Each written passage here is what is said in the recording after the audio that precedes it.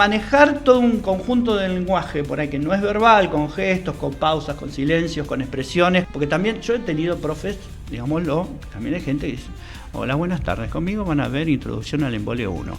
En la unidad 1 va a ser monocorde y discurso. ¿Introducción al embole dijiste? Sí, Introducción al Embole. Qué interesante. Sí. Lo que veo acá, cuando vos preguntaste lo de la creatividad individual o en grupo, yo lo que veo es que hoy en día estamos llevando mal lo que es el trabajo en grupo, principalmente en la universidad.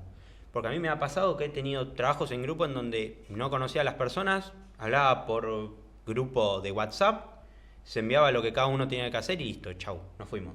Entonces, ¿en dónde está la creatividad ahí? Está haciendo algo mecánico, que incluso la gente lo busca ahí por Google y va pasando todo por partes. Yo creo que algo muy interesante para hacer, ahora, bueno, ustedes son docentes, creo que, o quiero creer que lo hacen de una manera distinta, que ¿cómo podríamos hacer para aplicar esto, lo que es la creatividad en grupo? ¿Cómo hacer para estimular distintas dinámicas que ayuden a, como vos decís, aprender mejor, a también integrarnos entre nosotros? Creo que ese trabajo en el aula podría ser lo que marque la diferencia para la vida de muchos estudiantes. Y para el aprendizaje, los niveles de aprendizaje y la profundidad, de esos aprendizajes. Sí, yo voy a dar ejemplos de cosas que hago yo, pero no soy como muy típico. Pero sos el invitado, así que puedes hacerlo. Pero bueno, eso te iba a decir, como ya que estoy acá, sí. hablo de mí, que es lo que supongo que sé. Los vínculos son muy importantes. Para la creatividad los vínculos son importantes. Si vos querés armar un grupo, trabajar en grupo, en duplas, yo trabajo en duplas, en un cuatrimestre trabajan la mitad en duplas y la mitad en equipos. Los equipos se forman con 3 duplas. Siempre da 2, ¿por qué? Porque por ahí alguno falta, o porque hay que negociar y discutir, debatir ideas, porque por ahí uno se enamora de su idea y no quiere cambiarla, entonces ese pensamiento fijo o por ahí sesga o no permite al otro. Entonces siempre trabajan o de a 2 o de a grupo. En el 2023 empecé a experimentar por una cuestión más de motivación, pero también con cuestiones de aprendizaje, y llevé a los chicos, una de las clases tenía una actividad de 1 hora y pico en la cancha de básquet.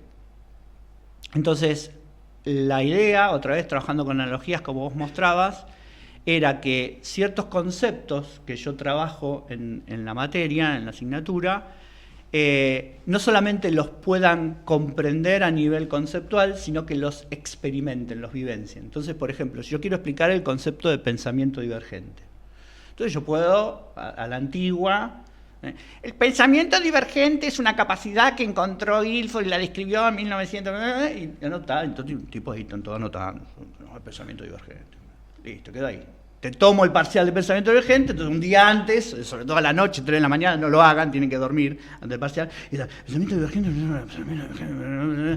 Bueno, esa es una forma, digamos, estoy exagerando, pero esa es la forma tradicional. Ahora, yo lo que estoy probando, en base a distintos estudios que estuve leyendo que acompañan el uso del cuerpo en el aprendizaje y cómo aprovechar la corporalidad en el aprendizaje, yo les digo, bueno, intenten encestar la pelota desde distintas distancias y con distintos estilos de tiro, que es básicamente el concepto de pensamiento divergente, explorar alternativas diferentes. Pero en vez de hacerlo con el pensamiento, generando ideas diferentes, enfoques diferentes o soluciones diferentes, lo que estoy haciendo es que con el cuerpo se pongan en posiciones diferentes, que tiran diferentes. Entonces están experimentando en primera persona lo que es el pensamiento divergente. Pero, ¿qué pasó? Yo hice eso con distintos conceptos, 3 o 4 conceptos para hacer analogías, y ahora pasaron cosas, emergieron cosas que nosotros por ahí no estábamos esperando que pasen. Les hice una encuesta, obviamente, a los chicos para poder tener feedback y ajustar el diseño, y una de las cosas que me decían es, nos pudimos conocer, porque en otra de las actividades uno tiraba con los ojos vendados, tenía que tener como autoconciencia de las posiciones de su cuerpo, y la dupla le decía y le corregía los tiros, digo, estás tirando acá, te estás saltando de la derecha a la izquierda. Entonces empezaron a decir, empecé a tener confianza en alguien, empecé a escucharlo, empecé a entender cómo yo le daba feedback, que lo que quería era que encestara, pero le tendría que haber dicho en realidad cómo estaba puesto el cuerpo. Empezaron a salir cosas buenísimas que solamente con la ejecución de la actividad hubieran salido. Y algo que salió de eso, por eso todo el cuento, es de los vínculos. La importancia es que nos conocimos, nos teníamos confianza. ¿Y por qué? Porque lo social, el movimiento es algo muy humano. Entonces, y eso lo hacía en las primeras clases. En el 2023 lo hice en la primera clase de cada cuatrimestre, ahora lo volví a retomar, lo estoy haciendo en la segunda clase. Y es fantástico. Y qué importante que sea al principio. Porque si vos arrancás con eso, quizá hay chicos que pasan toda una carrera, se conocen o se tienen de vista, pero no se hablan porque está esa timidez. Y ahora, yendo al caso de el movimiento, a mí me pasaba de chico, de una manera inconsciente, agarraba los apuntes, esto era en la secundaria o creo que desde la primaria, agarraba los apuntes y caminaba. Caminaba, iba hablándome a mí mismo. Digo, ¿estaré loco? No, para nada. Me salió un montón, ¿eh? Tenías un pensamiento. Creo que habrás aprendido mucho porque eso también está estudiado. Y hay algunas cosas más también, ¿no? Pero yo hacía lo mismo. Yo estudiaba biología, la célula, que me costaba un montón de chiquito, en la secundaria, el primero y segundo año de secundaria, y agarraba los papeles con la descripción de la célula. Yo tenía una mesa amarilla redonda, caminaba alrededor y me repetía. Y resulta que cuando uno se mueve, hay un bicho de mar que se llama Cidia, que nace como una especie de renacuajo, busca un lugar donde quedarse, se queda y después como que elimina su cerebro, todo su sistema nervioso, se lo come, elimina, bueno. Y eso me contaba un profe de la UNAM que hice ahí un curso de neurociencia, muestra de una manera muy, muy, muy evidente el vínculo que hay entre cerebro y movimiento. O sea, el movimiento y el cerebro van como de la mano. Está súper estudiado que si vos querés tener una salud mental buena, te tenés que hacer ejercicio. No hay otro. A mí me trae a colación esto algo, que a veces vuelvo locos a mis alumnos porque yo no puedo estar quieto en la clase. Yo no puedo hablar sentado, no puedo articular conocimiento previo con razonamiento del momento, si no lo hago caminando. Entonces, también, ¿no? Yo sé, como, digamos, habiendo sido entrenado de alguna forma en oratoria y después de tanto tiempo de clase y de charlas y demás, que de alguna forma yo exteriorizo conocimiento al mismo momento que estoy tratando de captar atención mediante el movimiento, porque son dos cosas que van de la mano, pero no son lo mismo. El movimiento capta atención de los alumnos hacia mí, pero por otra parte, de mí hacia ellos, no puedo transmitir quieto. ¿Por qué?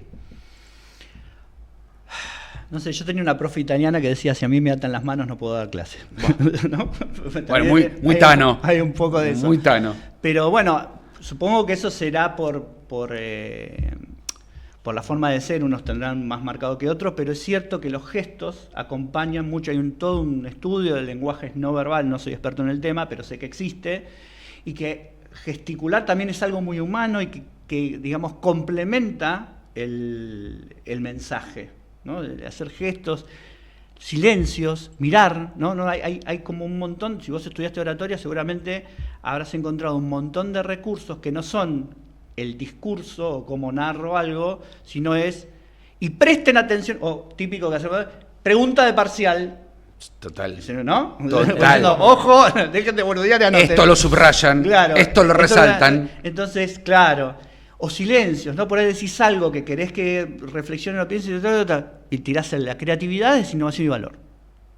Y te quedas callado. Saber cuándo tirar la bomba. Claro, manejar todo un conjunto de lenguaje por ahí que no es verbal, con gestos, con pausas, con silencios, con expresiones, porque también yo he tenido profes, digámoslo, también hay gente que dice, hola, buenas tardes, conmigo van a ver Introducción al Embole 1. En la unidad 1 va a ser monocorde y discurso. ¿Introducción al Embole dijiste? Sí, Introducción al Embole. Qué interesante. Sí, la cursé yo y bueno, me dormía. Claro, me dormía. Te embolaste. Sí, o sea, tal cual. Está bien introducido el embole. Sí, me han pasado muchas cosas. Me fui a anotarme un curso de ansiedad un mes antes de que arranque. Bueno, muchas cosas, pero digo, más allá de... claro, son chistes con inercia, yo las hago así, sí. Se cae después. Pero digo, esto también capta la... O sea, hoy nosotros como profes luchamos contra esto. Contra el celular. Teléfono. contra el celular. El enemigo número uno. El enemigo número uno porque nos saca atención. Está incluso estudiado que nosotros tenemos distinto rendimiento académico cuando nos ponemos a estudiar si el celular está en otra habitación, en nuestro bolsillo o en la mesa de estudio. Obviamente si está en la mesa de estudio tenemos menos concentración, si está en otro bolsillo un poco más, pero sigue siendo mala, y si está en otra habitación es lo ideal para ponerse a estudiar. Digamos, de paso tiramos algún consejito práctico.